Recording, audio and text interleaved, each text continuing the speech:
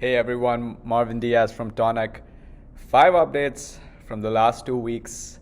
Here we go. So, number one, we used the Figma prototype that we developed last time to really drill down to the needs of what customers want by asking the all important question, are you willing to pay?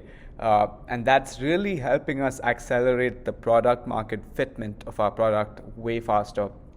Number two, using this approach, we've identified a gap in the UI component market, but more on the template side of things, which is very interesting and is challenging us to think along those lines.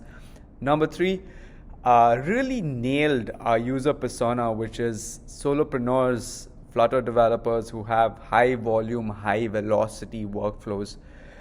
Number four, interviewed these specific personas to identify what their most common business use cases are.